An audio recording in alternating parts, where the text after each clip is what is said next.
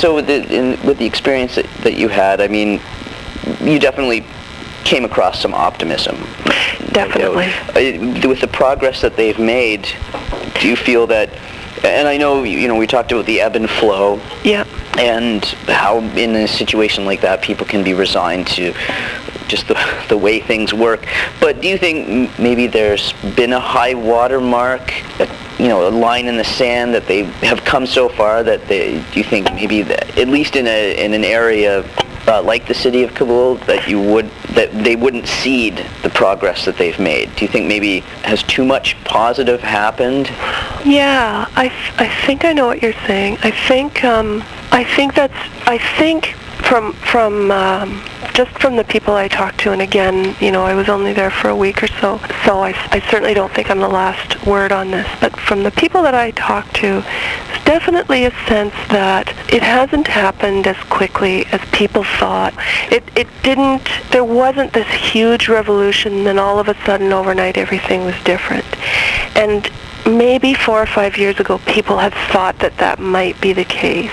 I think there's some disappointment that it didn't happen as quickly, and that the insurgents are getting stronger, and that there's still human rights abuses and all of that. But definitely, it's better than it was 10 years ago. And there's a sense that if we keep fighting and we keep pushing for things, there'll be some setbacks, but we have to keep doing it. We have to. They're hopeful because they feel the need to stay hopeful. I asked you this before, and I don't think I maybe worded it. What do you perceive as the biggest misconception that just the regular consumer of media and our perception of what is going on there? What would you pinpoint that as, if you could, if there was a way to do that? I think one of the biggest is a confusion, probably not among media themselves, but among people that I speak to. I think there's a confusion between Afghanistan and Iraq.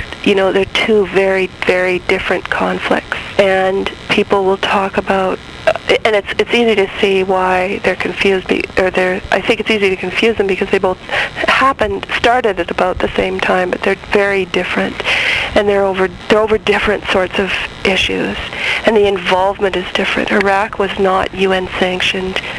Afghanistan certainly was, and in fact was undertaken by the NATO alliance. I think the other thing is probably a sense that the conflict is much simpler than it really is. Like I think we tend to think of it as the Taliban on one side and the just getting started Afghani government with the help of NATO allies on the other side. But it's not that simple. It's not, one side just fighting the other. There are lots of different sides, and they all have their own interests. And I know that there is Oh, can I say one other? Oh, yeah, by all means. One other thing, and this I would say that my experience would speak to.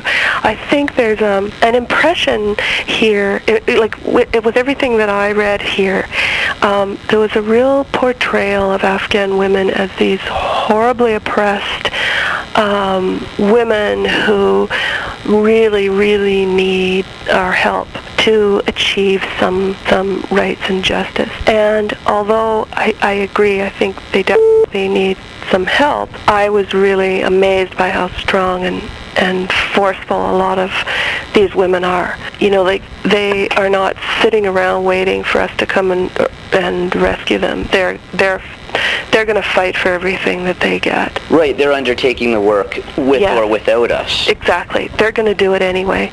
And they're going to do it in circumstances that people here cannot even imagine. They're amazing. No, and actually, again, you brought up another really good point. I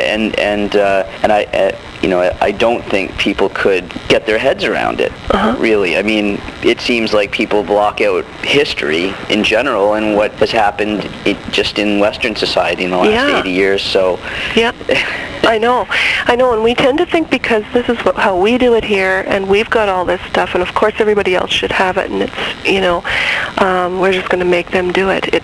You can't do that without considering their history and culture. They have their own history and culture, their own government, their leaders, and we have to respect that. The last thing I wanted to touch on, the women that you spoke to, what was their perception of the West? Are they aware? Obviously, they are. But I mean, do they follow American politics? Do they follow international affairs?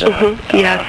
And what are their outlets? I mean, is it just by coming across people in the media, talking to them, engaging them, or? And they have their own media. And is the press because I know obviously there was a lot of blackout for press. Is there an independent press emerging?